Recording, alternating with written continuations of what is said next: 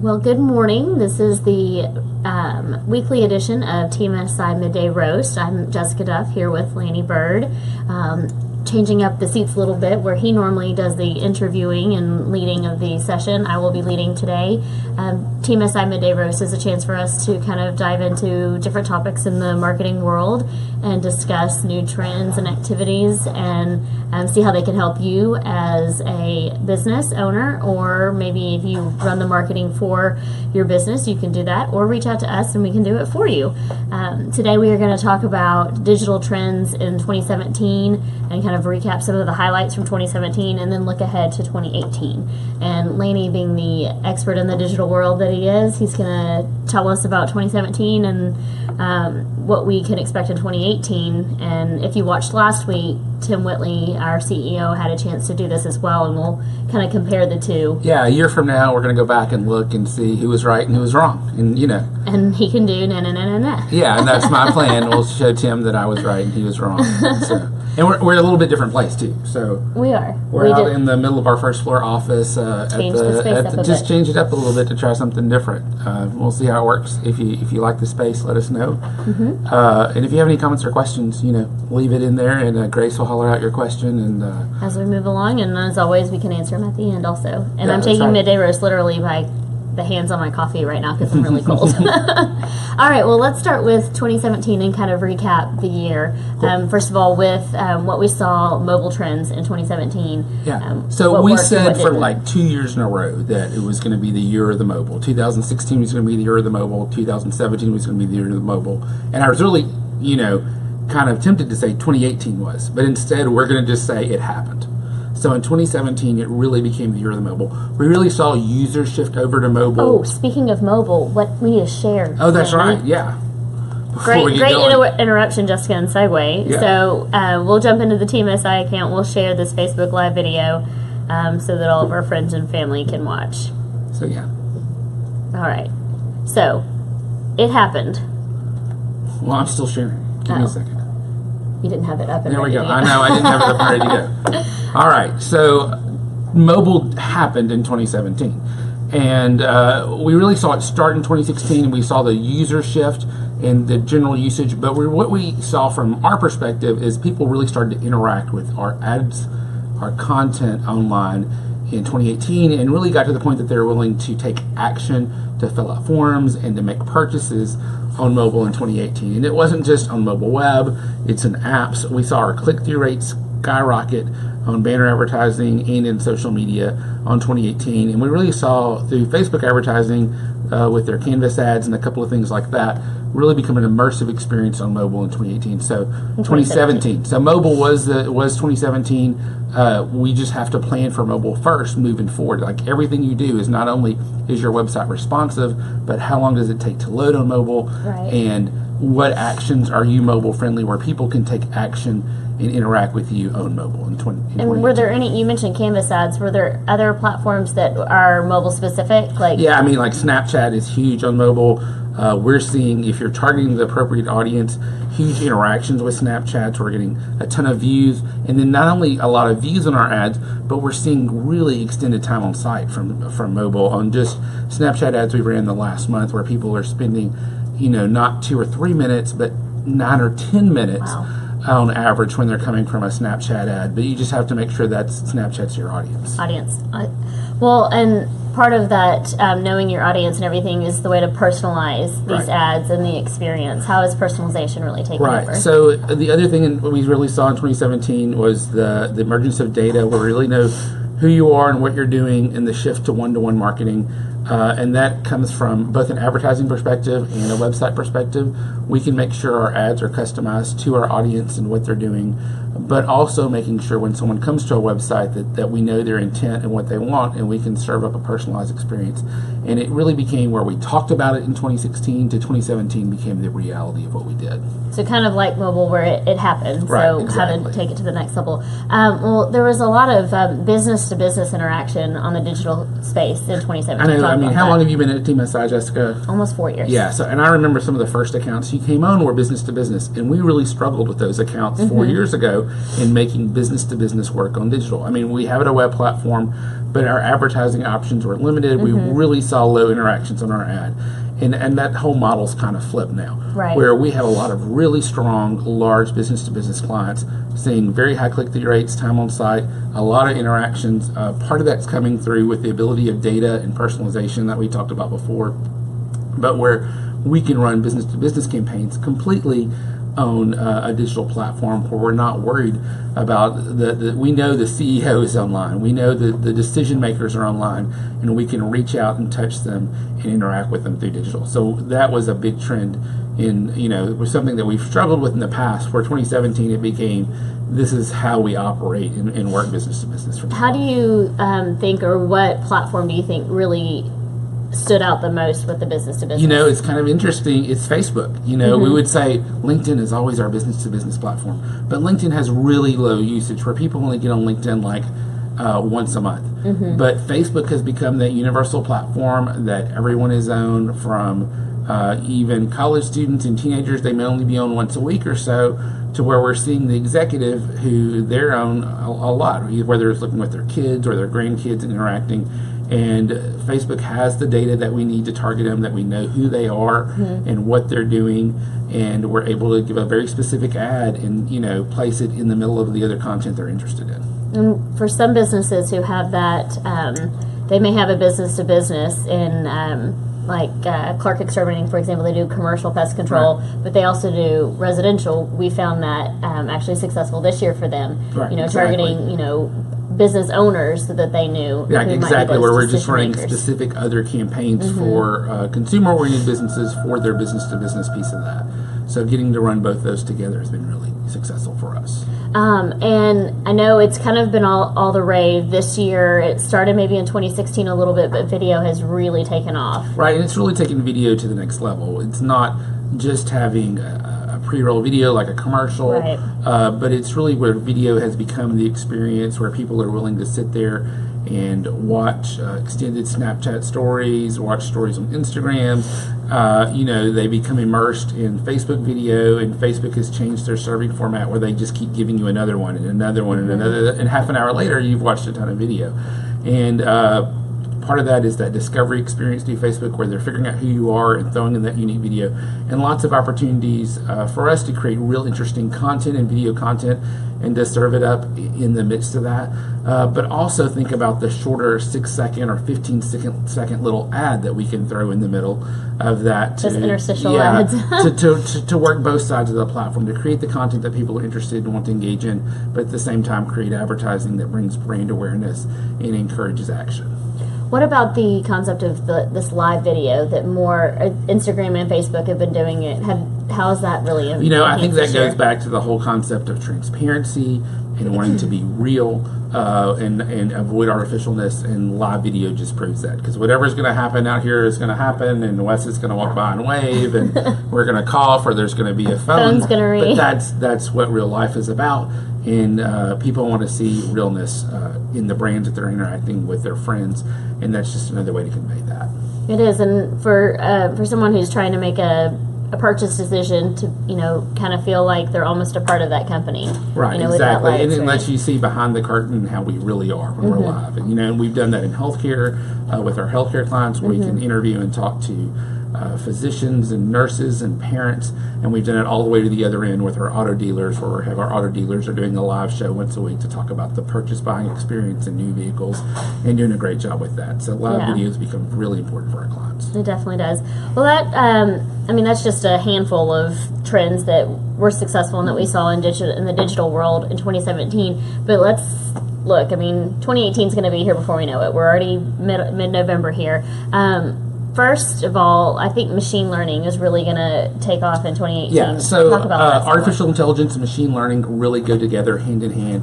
Machine learning is a subset of artificial intelligence, and what we're really seeing with machine learning is, instead of programming an algorithm or a computer or writing a formula for our advertising to do something specific, basically we're giving the computer all the data and letting the computer make the decisions. A great example is with our search engine marketing ads. The computer sees all the different platforms, all the different ads, all the different landing pages, all the different forms of creative that we have to offer, and the computer automatically optimizes that experience for that machine learning to make it work through the end. So we get better ad experiences, we get better return on investments, we get higher conversions with the same spend. So that's been a great, amazing thing that we've seen a little bit in 2017, but really is going to come to the forefront in 2018. So I have two kind of sub questions on that. One,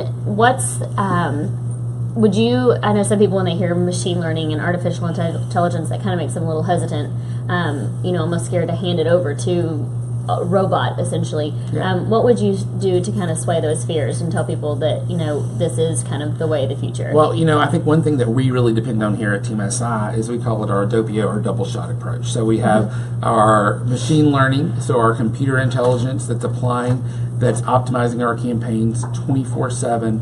Long term, the more data we give it, the stronger the campaigns become. At the same time, we also have, we invest a whole lot in training and education for our teammates, and really put a premium on that. And so we have really smart people who are interacting with the machines and controlling machines and building parameters around the machine learning to tell it what it can do and what it can't do, and setting limits.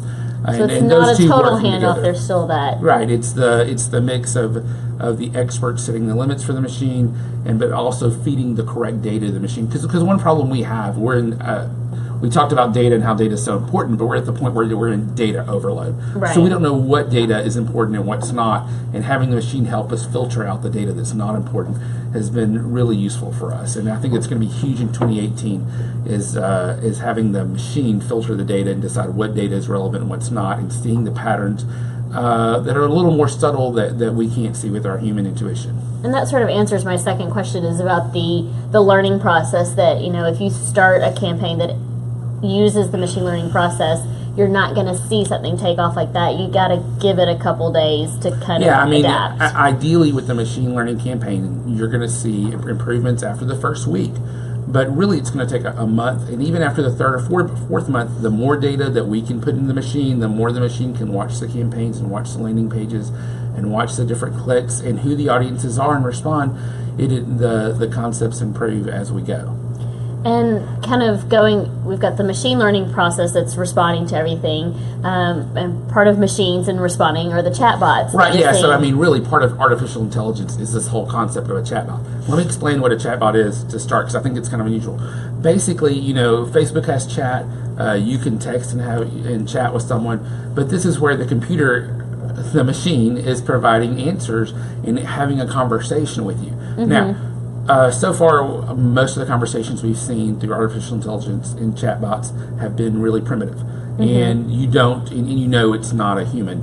But still, those are useful to us. Right. I ran into a Facebook campaign yesterday. I shared it with you. Yeah, that was really cool. It was like, put a yes in the comments for the photo, and you'll get a message on Facebook to respond. And so we put a yes in it. It sends us a Facebook message that says, hey, if you want this white paper, type in the word send, and then they send you a PDF of the white paper. And really it was like a 90-second total process. Yeah, it really shortens the process. A good use of a chatbot, it is very primitive use of a chatbot, though, mm-hmm. because it feels like it's a chatbot. What we're going to see in 2018 is the concept of chatbots so far have all been programmed. So we program, here's the different responses, mm-hmm. here's what to look at. Chatbots are going to really turn into machine learning and use artificial intelligence and see the kinds of questions that are asked and look at a database of information and look at websites for information and gather that information and answer questions. And the more we interact and create chatbots, the chatbots are going to get smarter.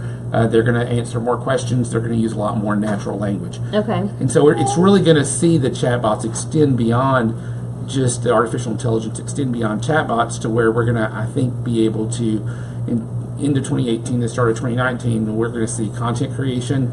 I know one thing that we've talked about for 4 or 5 years here is to get to the point where we have artificial intelligence creating content with human editors, creating social media posts, choosing images, and even to the point in advertising where we're going to have artificial intelligence optimizing the creative. So it's going to be tweaking the SEM ad through natural language. It's going to be changing out the creative and things like that in the process to make things stronger and to build better campaigns. So artificial intelligence and natural language processing and chatbots are really going to become extensive more than just through Facebook. You're going to see a chat on a web page.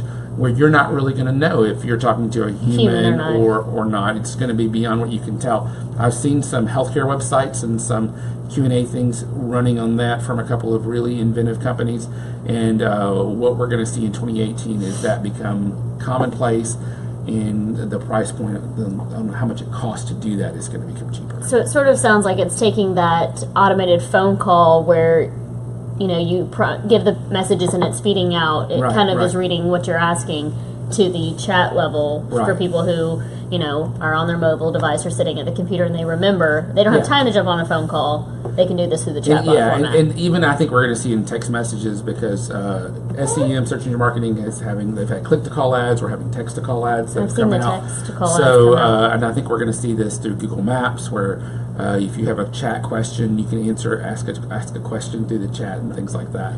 So you're saying on Black Friday, if I want to know if it's worth heading to that store to get in line or not, I can just use the chat bot. Yeah, you can say, how long is the line at Best Buy today? Yes. And it's like, no, don't waste your time. Don't waste your time. Yeah, exactly. Because it'll just be able to figure it out. Talk about some of the complexity of these campaigns, and it's not just a one-level approach. I mean, we've got a very level. One of the things that we really saw starting in 2017, and is now migrating to all of our clients, it started with our hiring clients, but we're seeing multi-level campaigns. So it used to be we'd have a client and we'd just do search engine marketing, or we do search engine marketing in Facebook. Now we're doing search engine marketing in Facebook and pre-roll video and all different kinds of video and social media channels, but we're also doing it on different levels. We're running some campaigns at an awareness level, some to move people to consideration, and some people to act, to convert. So instead of having 3 forms of digital media, we're running 15 forms of digital media for the same client. And that's creating complexity for our clients. It's making it harder for them to understand what a campaign is. What we really like to do is do the crawl, walk, run process with our clients. So we get a new client in. We're going to do stuff that they understand, that's simple, that they can communicate, and once they trust the medium, we'll start to walking. And then we get to the complexity of it, where we're going to be running in all these different campaigns, because we can really amp up the whole process and drive more awareness, more interest, and more sales as we make the campaigns more complex. Based on what the goal is. I know you're running some campaigns for Fortune 500 companies that we can't talk about, but the complexity of those campaigns is really difficult. You looked at a spreadsheet, and the like spreadsheets 16, and the charts are, so many different layers that we're going through, and different targets that we're tweaking and optimizing for, that require the machine learning to be able to help us be able to run that. So, without the machine learning, I don't know if we could run those campaigns. Well, and it also makes complexity for the bottom line for our clients when we do this, but also for us, that we're never bored with what we're doing. I mean, there's the constant tweaking and looking to see what's new out there and how we can approach and achieve a different level of that marketing funnel. So talk a little bit about attribution. So attribution and complexity go right along, because as we make campaigns more complex, it really becomes difficult to tell what's working for us and what's not. So what we're going to see come in 2018 is the ability to see the attribution of everything. So attribution means what's the causation, what's causing it to happen. Historically, long term, 10 years ago, digital media, we just focused on the last digital media 10 years last ago? the last click, the last thing that happened. So someone clicked on an ad and then they made a sell. But we know that's not the way marketing works. We know that people see a TV commercial, they even see a news release, they may read an article on a website, they see a pre-roll video, they make a search, they come to your website and they leave, we retarget them, they come to the website again, they leave, they make another search, they click on an ad and they make a sell. So there's 7 or 8 at least transactions. In some instances we've been able to map out 17 or 18 transactions, but with attribution specifically, what's going to come out is the ability to see those 17 or 18 transactions, and the ability to see what's in common between all your transactions, and what are the key moments and the key points that we're hitting, and the key creative and messages in those points that are really moving people to action and pushing them down the funnel. And to be able to do that on a traditional level hasn't always... Right, so we're seeing this from a digital level. Google's going to roll out a product called Google Attribution in 2018. Really exciting. I was able to see a preview about a month ago in New York City. They're going to roll that out free, just like Google Analytics for all their clients. Of course, Google has some reasons for wanting to do that, because they want to show how the display advertising and the YouTube advertising. We've also got some attribution modeling coming out that's going to, in our own custom dashboards, it's going to be able to show how TV and outdoor advertising and all different forms of video, whether you're on cable or Hulu, also influence the funnel and show awareness, and we can pinpoint which actions are working and which are not. One of the cool ways we've been really innovative in planning for 2018, but we're going to see attribution. And in fact, attribution is one of the things I think that Tim and I did agree on. That's going to happen in 2018, so that's definitely going to happen. All right, so we'll note that one. Yeah, definitely. Okay, so that was an agreement. It's going to happen, yeah. We've talked about the artificial intelligence. Talk a little bit about the augmented reality. I think those kind of go hand in hand a little bit. But yeah, we get AI and we've got AR. So augmented reality, if you remember Pokemon Go, yes, where you've got this little bit of game that's on top of what the real world's happening. That was kind of a preview of what's to come with augmented reality. But in 2018, because smartphones have become more powerful, I mean, if you remember Pokemon Go, burned up your battery all the time because it's really pushing the processor space. I know. I didn't have it, but yeah, I have. Yeah, I know people. But it really did have issues with that. But smartphones have gotten smarter, especially the new iPhone X is probably. And then we've gotten these goggles that everybody started coming out last Christmas. The price point has really dropped on those. So we're going to see those jump into the market too. So the question is, so augmented reality is going to become commonplace in digital, where people are going to put on goggles, they're going to hold up their phones to see what else is going. When we're going to see the advertising marketing world intersect with that. You know, the obvious ways for us, we're storytellers. That's one of our core values here at Team SI. How do we use augmented reality to help us tell our clients tell the stories about their brands? We're going to see that come to fruition in 2018. We've already been experimenting with that with some immersive surround video in 2017. The concept of being able to place an ad, you know, you go into a store and you hold up your phone and being able to see all the information. You're going to have to be able to customize and own that, and even place ads. We do conquesting ads against competitors. We're going to be able to do that in 2018. And then just being able to demonstrate a product. So the augmented reality of being able to, through your phone, being able to sit down into a car and see what it's like to sit in the driver's seat, or to take a ride in a specific or on a tractor even, a tractor for one of our equipment dealers. And then the augmented reality, the ability, because one part of augmented reality that a lot of our audience may use every day is the filters that are in Snapchat and Instagram, the filters you can put on your face that interact, and when you wink with you, or stick out your tongue, or you can throw up a rainbow.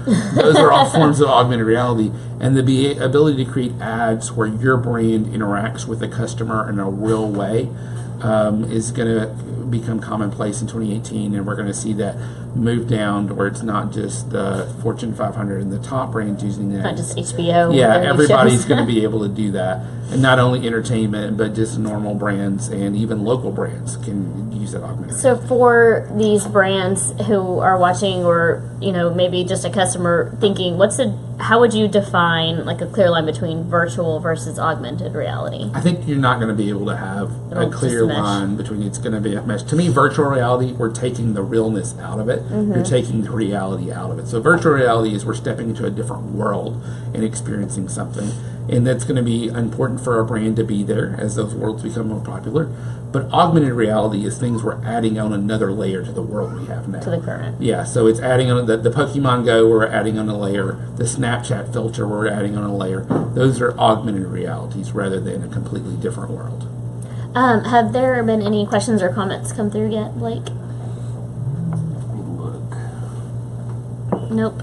Well, as always, we can take the questions, comments, whatever you may have after the fact. You can just leave it in the comment section. But we won't have a midday roast next Thursday. No, Thanksgiving. It is Thanksgiving. That's right. Which leads us to time to be thankful. So what have you been thankful for from a client standpoint? From a Team SI standpoint, I mean, we've had a lot of growth in 2017. So I'm really thankful for our new clients. We've had some great new clients that we've brought on board. That are just fun to work with, and they let us do new things, and they're willing to be innovation, and they've bought into our values, and we really get along well. So that's been great for me for 2017. The clients, and I'm grateful for our employees. We've had amazing employees that have been around a long time. Jessica, I feel like you've been here almost as long as me, and Grace has been here for almost 3 years now. We had that conversation. And I think the ability, it feels more like we're family. We've been here together. We've experienced lots of things. Grace has gotten married and had a kid. And you've had a kid. Another kid. So, I mean, those are all experiences that we've done through together that feels like family. And I'm really grateful for y'all. It has been a very exciting year. I mean, outside of the workplace, obviously thankful for welcoming my second child in. That was in January, so I mean, kickstarted the year right away. Yeah, he's almost a year. Let's not talk about that. But it has been fun, and I've been thankful for the opportunity to work with new clients this year. I mean, clients that I may have worked with in the past that have come back onto my plate now, and like you said, those who have kind of bought into our desire to be innovative, and that I've gotten to go down that journey with them. It's been I think that's been huge for us in 2017. Is we've really found a lot of clients that have bought into us and trust us and been able to move forward. So that's been a great thing for me. Definitely. Cool. All right. Well, I can't wait to find out who's right and who's wrong. Well, we'll have to wait a year to find out. But we already It'll be here before we already know who's going to be right. Come on, we can say that. All right. Well, I'll let you say that because he's my boss. Well, he's my boss too, but you know. Yeah, you know. Okay. All right. Well, thank you all for joining us. And again, don't forget to leave comments and questions in the comment section on the video. Have a great day. Thank y'all.